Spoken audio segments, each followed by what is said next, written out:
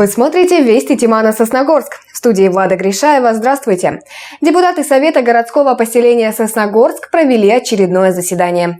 Народные избранники скорректировали городской бюджет, внесли изменения в некоторые муниципальные акты и рассмотрели ряд других вопросов.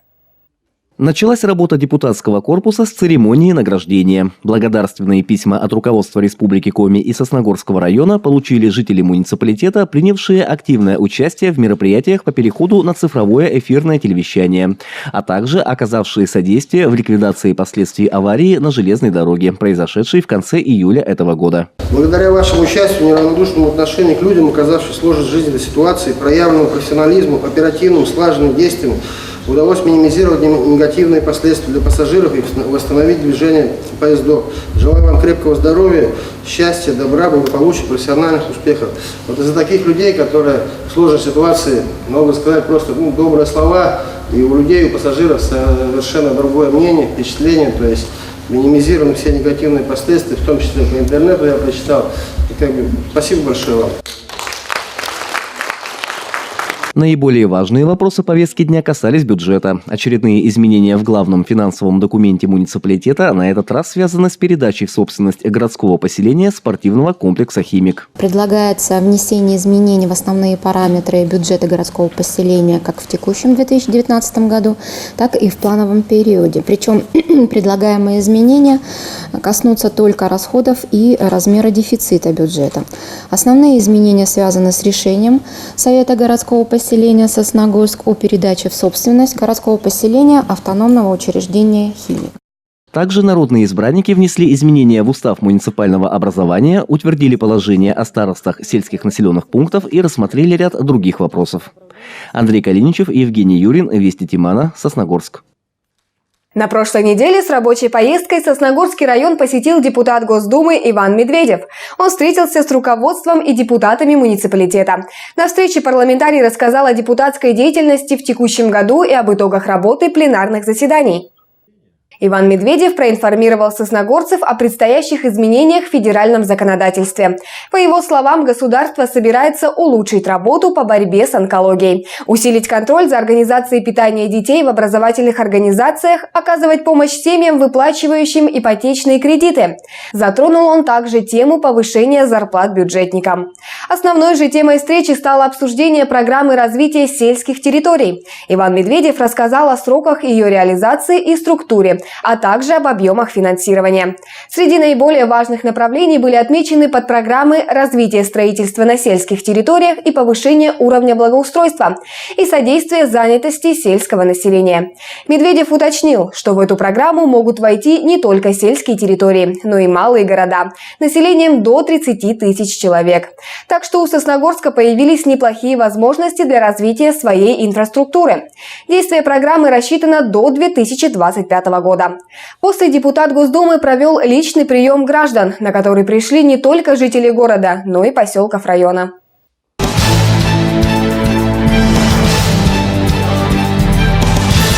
Вопросы профилактики и пресечения правонарушений в сфере незаконного оборота оружия рассмотрели участники координационного совещания по обеспечению правопорядка в Республике Коми, которое состоялось под председательством главы региона Сергея Гапликова. С 1 июля этого года суммы выплат жителям Коми за сдачу оружия и боеприпасов увеличены в 1,5 раза. На эти цели в рамках подпрограммы «Правопорядок» государственной программы «Юстиция и обеспечение правопорядка в Республике Коми» на этот год предусмотрено почти 600 тысяч рублей. Надо нам в этой части, безусловно, привлекать дополнительные средства массовой информации, поэтому я прошу администрацию здесь, в этой части, Минюст, дать дополнительные предложения, включить в программу мероприятия, которые требуют в том числе и финансирования в этой части, с тем, чтобы более массово людям оповестить и дополнительно показать, какие есть от этого плюсы, ну и какие, безусловно, бывают минусы.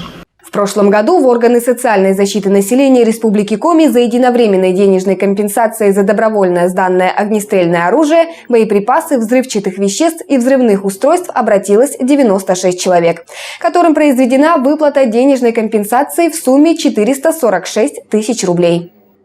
Перекресток на 5-м километре автодороги Ухта-Сосногорск на сегодняшний день является местом концентрации дорожно-транспортных происшествий, последнее из которых произошло в конце августа, когда сразу 3 машины попали в ДТП, выехав с разных участков дороги. Неутешительную статистику на проблемном участке дороги помогут исправить дополнительные меры по обеспечению безопасности участников движения. Как отмечают сосногорские автоинспекторы, работа в этом направлении уже проводится. В связи с чем мы решили скорректировать месторасположение наших автопатрулей, соответственно, выставлять на данный перекресток с целью уменьшения и профилактики дорожно-транспортных происшествий с участием водителей, в том числе и состояния алкогольного опьянения. Всего за первую неделю сентября в Сосногорске было выявлено 269 нарушений правил дорожного движения, в том числе 3 водителями, управлявшими транспортом в состоянии опьянения. С целью уменьшения подобных правонарушений в течение прошедшей недели в нашем городе проходило массовое оперативно-профилактическое мероприятие «Нетрезвый водитель», в рамках которого сотрудники ГИБДД выявляли автолюбителей, севших за руль после употребления горячительного. На сегодняшний день отмечается снижение дорожно-транспортных происшествий с участием пострадавших, особенно с летальным исходом. Соответственно, данное мероприятие эффективно, как мы наблюдаем. Мероприятия у нас проводятся регулярно, в месяц около 3-4 мероприятий, то есть задействован весь личный состав ГИБДД, в том числе и люди, которые занимаются не только регулированием дорожного движения, в том числе, которые занимаются техническим надзором, дорнадзором, пропагандой. Все мы выходим. Госавтоинспекция призывает в случае употребления спиртного отказаться от вождения автомобиля и воспользоваться услугами общественного транспорта или такси. Если вы стали свидетелем грубого нарушения правил дорожного движения, сообщите об этом ближайшему наряду ДПС или в дежурную часть ОМВД России по городу Сосногорску. Андрей Калиничев, Влада Гришаева и Евгений Юрин. Вести Тимана. Сосногорск.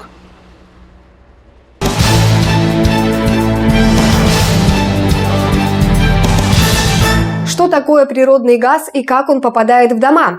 Ответ на этот вопрос получили дошкольники и младшие школьники поселка Малая Пера. В гости к ребятам приехали молодые специалисты компании «Газпром Трансгаз Ухта» и в костюмах Газгазыча Северка и мальчика Димы провели профориентационную викторину. А сотрудники компрессорной станции Малоперанская рассказали о пожарной и электробезопасности. Такие уроки проводятся, чтобы донести до детей необходимость знаний опасности поражения электрическим током, так как не только родители должны это доносить, но и соответствующие органы. Детский сад, школа. Познавательная информация, мультипликационный фильм о безопасности, вручение подарков.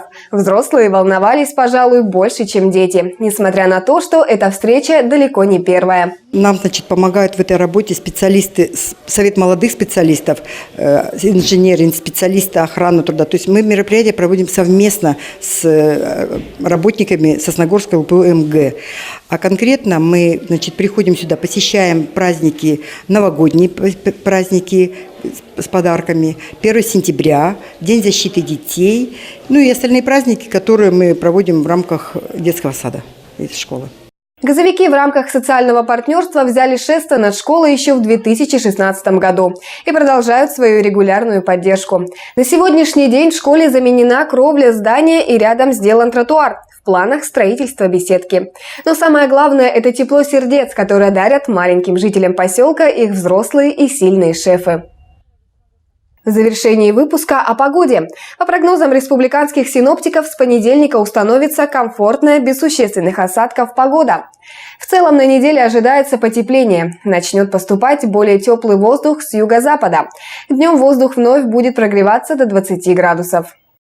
На этом у меня все. Новая информация уже в следующих выпусках нашей программы.